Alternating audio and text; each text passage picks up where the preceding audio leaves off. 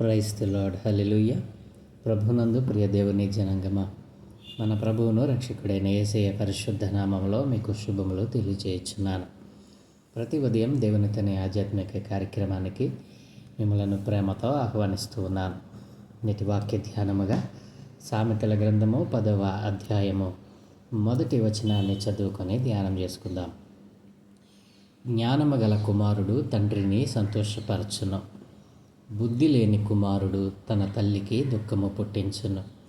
ఆమేన్. ప్రభునందు ప్రియ దేవుని పిల్లలారా, చదవబడిన లేఖనము నిమిత్తమే ప్రార్థన చేద్దాం. పరలోకమందున్న మా ప్రియ తండ్రి, గొప్ప దేవ, మీ ఘనమైన ఉన్నతమైన నామానికి స్తోత్రాలయ. ఏ మంచి లేని మా బ్రతుకులలో మరొక నూతన దినాన్ని దయచేసినందుకే వందనాలు తండ్రి. ఈ ఉదయ కాలమందు మేము ధ్యానం చేయట కొరకు చదువుకున్న ఈ లేఖన భాగాన్ని మా కొరకు దీవించండి. ఈ లేఖన భాగంలో నుండి కొన్ని ఆత్మీయ పాఠాలు మీరే మాకు బోధించి నేర్పించమని యేసయ్య పరిశుద్ధ నామమున ప్రార్థించి వేడుకుంటూ ఉన్నాము తండ్రి. ఆమేన్. ప్రభువునందు ప్రియ దేవుని జనాంగమా, సామెతల గ్రంథం 10వ అధ్యాయం సొలొమోను సామెతల సంకలనంలో మొదటి భాగంగా మనం చెప్పవచ్చు. ఈ అధ్యాయంలో ఎక్కువగా నీతిమంతునికి మరియు దుష్టునికి మధ్య ఉన్నటువంటి తేడాలను మరి సొలొమోను మహారాజు, జ్ఞాని అయిన సొలొమోను ఇక్కడ వివరించడం మనం చూస్తూ ఉంటాం. ప్రియదేని పిల్లరా, ఈ అధ్యాయంలో మొత్తం 32 వచనాలు ఉన్నాయి. ఈ 32 వచనాలు 32 సామెతలుగా మరి జ్ఞాని అయిన సొలొమోను వివరించడం చూస్తాం. ప్రియదేని పిల్లరా, ఇవి చిన్న సూటి అయిన సూత్రాలను, జీవితంలో సరైన మరియు తప్పు మార్గాల మధ్య ఉన్నటువంటి తేడాలను మరి వివరించటం మనం చూస్తాం.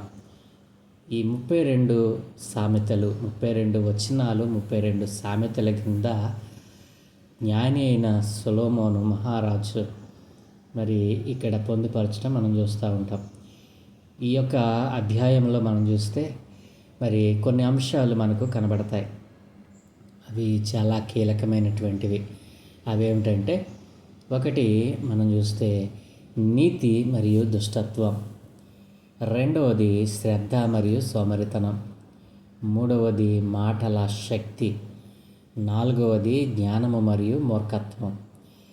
ఈ ముఖ్యమైనటువంటి అంశాలు ఈ 10వ అధ్యాయంలో మనం చూస్తాం. సాధారణంగా ఈ అధ్యాయం ప్రధానంగా మనం చూస్తే మంచి మరియు చెడు ప్రవర్తనల మధ్య వ్యత్యాసాలను, వాటి యొక్క పర్యవసానాలను చాలా క్లియర్గా నొక్కి వక్కాణిస్తూ ఉంది. ఇదేం పిల్లరా, మంచి మరియు చెడు ప్రవర్తన, ఈ రెండింటికి మధ్య ఉన్నటువంటి వ్యత్యాసాన్ని ఈ 10వ అధ్యాయం మనకు వివరించబోతూ ఉంది. ఇక మనం ప్రతిదినం ఒక్కొక్క వచనాన్ని, ఒక్కొక్క సామెతను మరి ఒక్కొక్క పాఠంగా మనం నేర్చుకోబోతూ ఉన్నాం. ఆ క్రమంలో భాగంగానే ఈరోజు 10వ అధ్యాయము 1వ వచనాన్ని మనం ధ్యానం చేయబోతూ ఉన్నాం. ఇదేం పిల్లరా, ఇక దేవుని మాటలు విందాం. 10వ అధ్యాయము 1వ వచనంలో ఇలాగున వ్రాయబడి ఉంది: జ్ఞానము గల కుమారుడు తండ్రిని సంతోషపరచును, బుద్ధి లేని కుమారుడు తన తల్లికి దుఃఖము పుట్టించును అని ఇక్కడ సొలొమోను మహారాజు 10వ అధ్యాయాన్ని ప్రారంభిస్తూ వ్రాసినటువంటి మాటలు. ప్రియ దేవుని జనాంగమా, ఈ రోజున భూమి మీద పుడుతున్నటువంటి లేదా భూమి మీద మరి ఉద్భవిస్తున్నటువంటి మానవ జాతిని మనము పరిశీలన చేసినట్లయితే, ఈ భూమి మీద ఒక జీవి ఉద్భవించాలి అని అంటే, ఈ భూమి మీద కుమారులు కుమార్తెలు కలగాలి అని అంటే దేవుని లేఖనాలు సెలవిస్తూ ఉన్నాయి. మరి భక్తులు చాలామంది సాక్ష్యాలు ఇచ్చారు. ఏమని? నేను పిండెమనై ఉండగా నీ కన్నులు నన్ను చూశాయి అని భక్తుడు సాక్ష్యం ఇచ్చాడు. అంటే పిండముగా ఉండగానే దేవుని యొక్క కన్ను మరి చూడగలిగితే, మరి భూమి మీద పుట్టినటువంటి వారిని మనం ఆలోచన చేస్తే, దేవుడు ఎలాంటి వారిని పుట్టిస్తూ ఉన్నాడు? పుట్టుకతోనే అజ్ఞానిగా పుట్టిస్తూ ఉన్నాడా? పుట్టుకతోనే దుష్టులుగా, దుర్మార్గులుగా, వ్యభిచారులుగా, జారులుగా, మరి సంఘ విద్రోహ శక్తులుగా వారిని పుట్టిస్తూ ఉన్నాడా? పుట్టినటువంటి ప్రతి వారు ఎలా ఈ భూమి మీదకు వస్తూ ఉన్నారు. పుట్టినటువంటి ప్రతి జీవి, మానవ జీవి ఎలా ఈ భూమి మీదకి రాబడతా ఉంది అని ఆలోచన చేస్తే, మరి భూమి మీద పుట్టినటువంటి ఏ కుమారుడు కుమార్తె పుట్టినప్పుడు మరి దేవుని యొక్క ఉద్దేశముతోనే, దేవుని చిత్తముతోనే పుడతా ఉన్నాడు. మరి పుట్టినటువంటి ప్రతి కుమారుడు కుమార్తె పుట్టినప్పుడు మరి ఎంతటి జ్ఞానాన్ని, వివేకాన్ని, మరి పరిశుద్ధమైనటువంటి జీవితాన్ని కలిగి భూమి మీదకి వస్తూ ఉన్నాడో, మరి ఎప్పుడు ఇలా పుట్టినటువంటి కుమారుడు కుమార్తెల్లో దుష్టత్వము, దుర్మార్గత, మరి చెడుతనము, వ్యభిచారము, జారత్వము, ఇలాంటి చెడ్డ లక్షణాలన్నీ ఎప్పుడు వీరికి అలవడుతూ ఉన్నాయి, ఎప్పుడు వీరి జీవితాల్లోనికి ప్రవేశిస్తూ ఉన్నాయి. పుట్టినప్పుడు లేనటువంటి ఈ చెడు వ్యసనాలు, ఈ చెడ్డ లక్షణాలు, దుష్ట లక్షణాలు మధ్యలోనే ఎందుకు వస్తూ ఉన్నాయి? ఎప్పుడైనా ఆలోచన చేశారా? ప్రియమైన పిల్లరా, పుట్టినటువంటి కుమారుడు జ్ఞానం కలిగిన వాడైతే తండ్రికి సంతోషం. పుట్టినటువంటి కుమారుడు బుద్ధి కలిగిన వాడైతే తల్లికి సంతోషం. మరి పుట్టినప్పుడు లేనటువంటి ఆ దుష్టత్వం, పుట్టినప్పుడు లేనటువంటి ఆ వ్యభిచారపు తలంపు, మరి మధ్యలో ఎందుకు ఇవి వస్తూ ఉన్నాయి? వీటికి కారణాలు ఏమిటి అని మనం ఆలోచన చేస్తే, నా ప్రియ తల్లిదండ్రులారా, ఒకసారి మనము దైవికమైన ఆలోచనతో ఆలోచన చేస్తే, పుట్టినప్పుడు లేనటువంటి ఈ అవలక్షణాలు నీ కుమారుడు, నీ కుమార్తెలోనికి రావడానికి కారణం, ప్రధానమైనటువంటి ఆ సోర్సు, ప్రధానమైనటువంటి ఆ కారణము తల్లిదండ్రులుగా మీరే. నా మాట అర్థమైంది కదూ?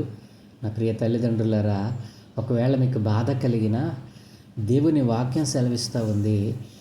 దేవుడు తన వాక్యములో క్లియర్గా చెప్పాడు. మరి బెత్తము వాడనేవాడు తన కుమారునికి విరోధి అవుతాడట. బాలుడు నడవవలసిన మార్గమును వానికి బాలుడిగా ఉండగానే చెప్పమని దేవుని లేఖనం సెలవిచ్చింది. ఈ రోజున నీ కడుపున పుట్టినటువంటి పిల్లలు అజ్ఞానులుగా, దుష్టులుగా, దుర్మార్గులుగా, మరి వ్యభిచారులుగా, జారులుగా మారిపోయారు అని అంటే దానికి కారణము మీరే. మీ ప్రవర్తన, మీ ఆలోచన, మీ తలంపులు, మీరు దేవుని పట్ల కలిగి ఉండవలసినటువంటి నీతి, వీటన్నిటినీ పక్కన పెట్టి మీకు నచ్చినట్లుగా, మీరు కోరుకున్నట్లుగా మీరు జీవించి పిల్లలకు మాదిరిగా ఉండవలసినటువంటి మీరు పిల్లలు చెడిపోవడానికి ప్రధాన కారకులుగా మీరు మిగిలిపోయారు.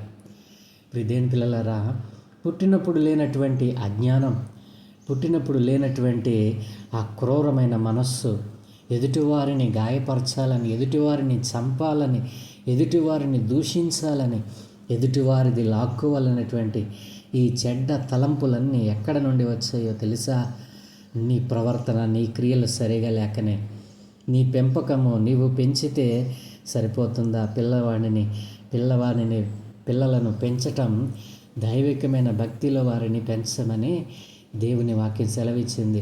నీవు నిజంగా రక్షణ పొందుకుంటే, నీవు నిజంగా సర్వశక్తి కలిగిన దేవుని ఎరిగి ఉంటే, నీ కుమారుడు ఎందుకు దుష్టుడిగా, దుర్మార్గుడిగా, బుద్ధి లేని వారిగా మారిపోతాడు? ఎప్పుడైనా ఆలోచన చేశారా?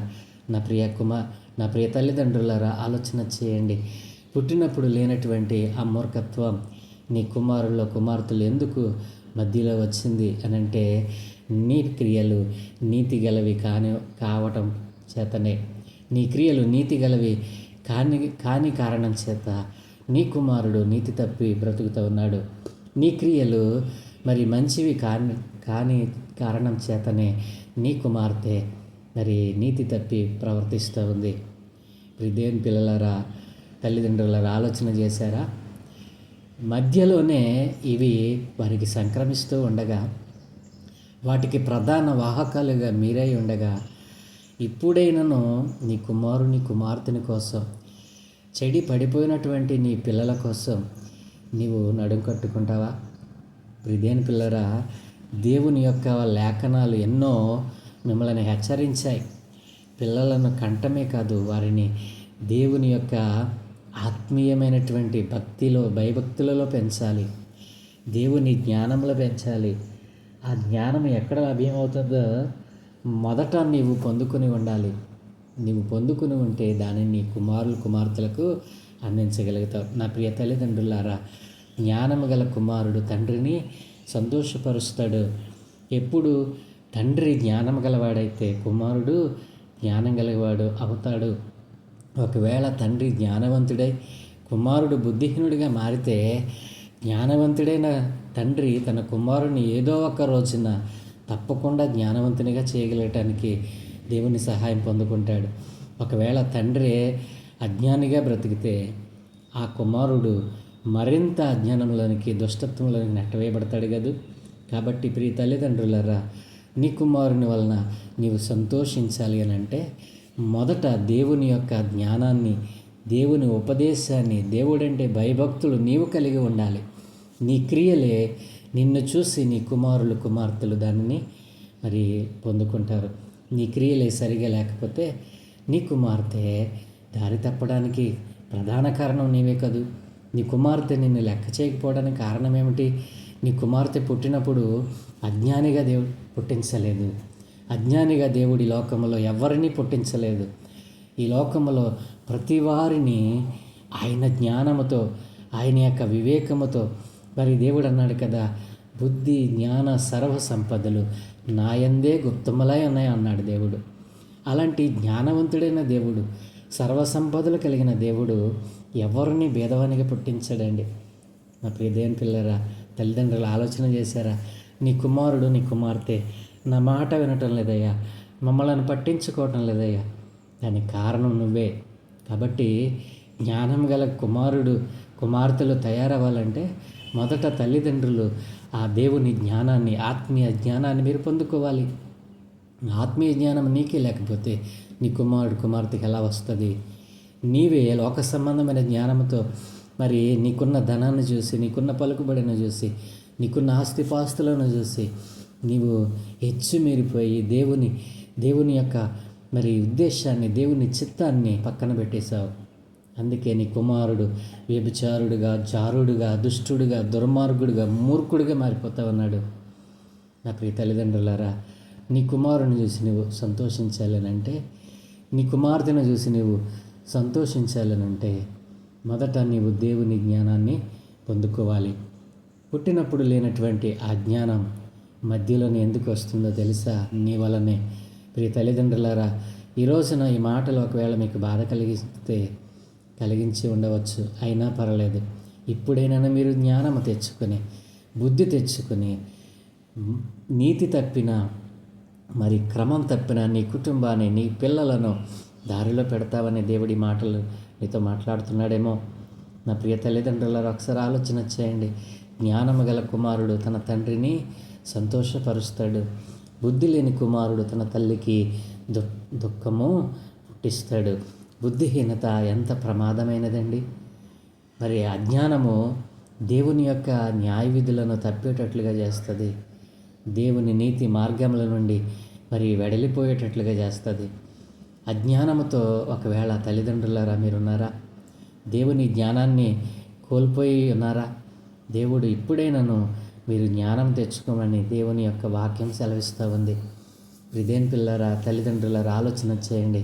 మొదట మీరు జ్ఞానవంతులైతే మీ కుమారులకు ఆ జ్ఞానాన్ని అందించగలరు. మొదట మీరు బుద్ధిమంతులైతే ఆ బుద్ధిమంతత్వం నీ కుమారులకు మీరు అందించగలరు. కాబట్టి తల్లిదండ్రుల ఆలోచన చేయండి. దేవుని జ్ఞానం మీ దగ్గరే లేకపోతే కుమారుడికి ఎలా వస్తుంది? నీవు లోకానుసారంగా జీవిస్తూ నీ కుమారునికి ఆత్మీయ జీవితం అందించాలని ఆశపడితే దాని వలన ప్రయోజనం ఉన్నదా? మరి ఆలోచన చేయండి. నీవు జ్ఞానవంతుడు కావాలి, నీ కుమారుడు, కుమార్తె కూడా జ్ఞానవంతులు అవుతారు. నీవు సరైన మార్గంలో నడిస్తే నీ కుమారుడు, కుమార్తె అదే మార్గంలో నడుస్తారు. నువ్వే వక్ర మార్గంలో ఉన్నావేమో, నువ్వే వ్యభిచారంలో ఉన్నావేమో, నీవే జారత్వంలో ఉన్నావేమో, నీవే లోక కోరికలతో, లోక ఆశలతో నీ జీవితాన్ని నాశనం చేసుకుంటా ఉన్నావేమో, నీవే త్రాగుబోతుగా మరి తిండిబోతుగా ఉన్నావేమో. నీ పిల్లలు నీ వెనుకున్నారు. దేవుడు ఒక మంచి ఉద్దేశంతో వారిని నీకు అనుగ్రహించాడు. వారి జీవితాన్ని మరి మంచి ఫలవంతంగా తయారు చేయాలనుకుంటున్నావా? ఒకవేళ వారి జీవితాన్ని నీవే నాశనం చేయాలనుకుంటున్నావా? ఏ పరిస్థితుల్లో నీ ఆత్మీయ జీవితం కొనసాగుతూ ఉంది? దేవుని యొక్క జ్ఞానము, దేవుని యొక్క బుద్ధిని నీవు తెచ్చుకొని నీ పిల్లలను అదే జ్ఞానములో, అదే బుద్ధిలో పెంచాలని దేవుడు కోరుకుంటూ ఉన్నాడు. జ్ఞానము గల కుమారుడు తండ్రిని సంతోషపరచును, బుద్ధి లేని కుమారుడు తన తల్లికి దుఃఖము పుట్టించును. నా ప్రియ దేవుని పిల్లలారా, జ్ఞానం కలిగిన వారిగా మరి మీ కుమారులు కుమార్తెలను పెంచాలనుకుంటా ఉన్నారా? ఒకవేళ అజ్ఞానులుగా నీ కుమారులు ఎప్పటికే మారిపోయి ఉంటే, నీ కుమార్తె నీ మాట వినకుండా చేయి దాటిపోయి ఉంటే, ఇప్పుడైనను అనుకూలమైన సమయం, ఇదే రక్షణ దినం. నీ పిల్లలను, నీ కుమారులు కుమార్తెలను రక్షించుకోవడానికి దేవుడు ఒక మార్గమునుగా ఈరోజు మీతో మాట్లాడుతూ ఉన్నాడు. నా ప్రియ తల్లిదండ్రులారా, జ్ఞానం కలిగిన కుమారులు కుమార్తెలను కలిగి ఉండాలని ఆశపడతా ఉన్నావా? ఒకవేళ అజ్ఞానంతో, లోకజ్ఞానంతో, లోకాశలతో ఒకవేళ ఎప్పటికే నీ కుమారులు కుమార్తెలు లోకములో కలిసిపోయి పడి చెడిపోయి ఉన్నారా? ఇప్పుడైనను నీవు మోకరించి ప్రభు సన్నిధిలో దేవుని జ్ఞానాన్ని నీవు సంపాదించు. నీ కుమారులు కుమార్తెలు పడిపోయిన ఆ పాప లోకముల నుండి లాగబడటానికి తగిన సరైనటువంటి నీకు ఆ దారిని దేవుడు అనుగ్రహిస్తాడు. ఇప్పుడే ఆ పని చేస్తానన్నవారు నాతో కలిసి చిన్న ప్రార్థన చేయండి. దయగలిగిన తండ్రి, కృపగలిగిన దేవునికి వందనాలయ్యా. అవును దేవా, పుట్టినప్పుడు లేనటువంటి అజ్ఞానం, పుట్టినప్పుడు లేనటువంటి ఈ వ్యభిచార తలంపులు, దుష్టత్వం, మూర్ఖత్వము మధ్యలోనే రావడానికి ప్రధానమైన కారణం ఏమేనయ్యా? తల్లిదండ్రులుగా మేము ఉండవలసిన రీతిలో మేము ఉండకుండా నీ జ్ఞానాన్ని తిరస్కరించి, నీ వాక్యాన్ని, నీ ఉపదేశాన్ని తిరస్కరించి మొదట మేము భ్రష్టులైపోయాము తండ్రి. అయ్యా, ఇదిగో తండ్రి, మా భ్రష్టత్వము చేత మా కుమారులు కుమార్తెలు దారి తప్పిపోయారయ్యా, అపవాది చేతులు పడిపోయారు నాయన. అట్లాంటి వారిని విడిపించుకోవడానికి మాకు శక్తి లేదు.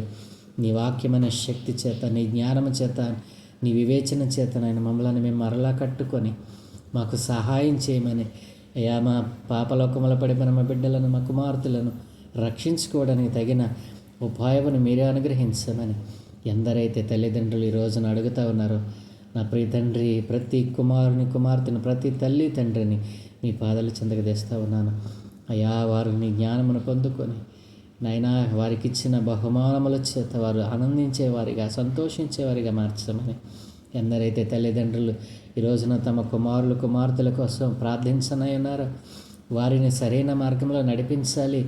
ఇప్పుడైనాను దేవుని మార్గంలో, దేవుని జ్ఞానము చేత వారు నింపాలని ఆశపడతా ఉన్నారు. అట్టి కుటుంబాలన్నిటి మీద మీకు అనుదృష్టి ఉంచి, అట్టి తల్లిదండ్రులందరినీ మీ చేతులకు అప్పగిస్తూ మీరే మహిమ ఘనత ప్రభావాలు పొందుకోండి నాయన. ఏ ఒక్క యవన బిడ్డ, యవన కుమార్తె చెడిపోకుండా, పడిపోకుండా నాయన అయ్యా, నీ రక్షణలో, నీ హస్తపు నీడలో భద్రపరచబడి వారి శరీరాలను, దేహాలను మలినపరచుకొనకుండా, వారి ఆలోచనలు, తలంపులను చెడిపోకుండా నాయన వాటికి లోబడకుండా నాయన, అపవాది చేతిలో పడకుండా నాయన మీరే తప్పించమని ఈరోజు మేము చేయ పనులన్నిటి మీద మీకు అనుదృష్టి ఉంచి మీ దూతల కాపుతలు అనుగ్రహించండి. ఈరోజు మేము చేసేటువంటి ప్రతి పనిలో మీ కాపుతల భద్రత అనుగ్రహించండి. మీరే మహిమ ఘనత ప్రభావాలు పొందుకోమని యేసయ్య పరిశుద్ధ నామమున ప్రార్థించి వేడుకుంటూ ఉన్నాము తండ్రి. ఆమేన్, ఆమేన్, ఆమేన్.